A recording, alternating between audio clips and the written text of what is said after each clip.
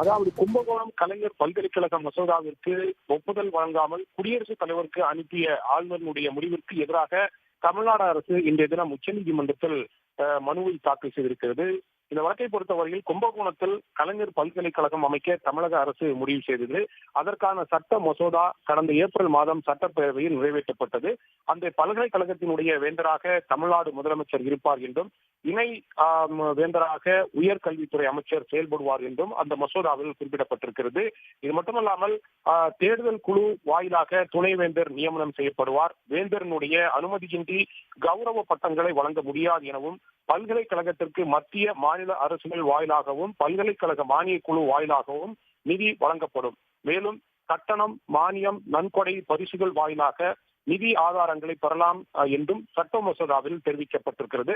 இந்த மசோதா ஒப்புதலுக்காக ஆளுநருக்கு அனுப்பி வைக்கப்பட்டிருக்கிறது. ஆனால் தமிழ்நாடு ஆளுநராக இருக்கின்ற ஆர்.என். ரவி இந்த சட்ட மசோதாவை தான் ஒப்புதல் வழங்காமல் குடியரசுத் தலைவர் முடிவிற்கு அனுப்பி வைத்திருக்கிறார்.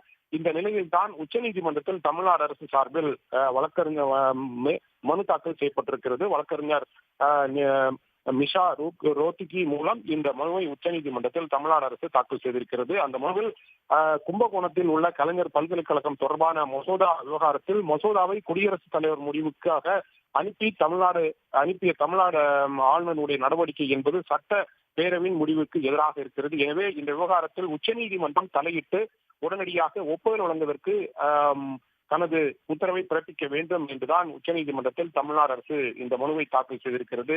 ஏற்கனவே பல்கலைக்கழகங்கள் தொடர்பான வழக்குகளில் உச்சநீதிமன்றம் பல்வேறு கேள்விகளையும் பல்வேறு விமர்சனங்களும் தமிழ்நாடு ஆளுநருக்கு தெரிவித்திருக்கின்ற இந்த சூழ்நிலைக்கு பிறகும் ஆளுநர் மீண்டும் ஒரு மசோதாவை குடியரசுத் தலைவருடைய ஒப்புதலுக்காக அனுப்பியிருக்கிறார். இந்த நிலையில்தான் தமிழ்நாடு அரசு இதற்கு எதிராக உச்சநீதிமன்றத்தில் மனுவை தாக்கல் செய்திருக்கிறது.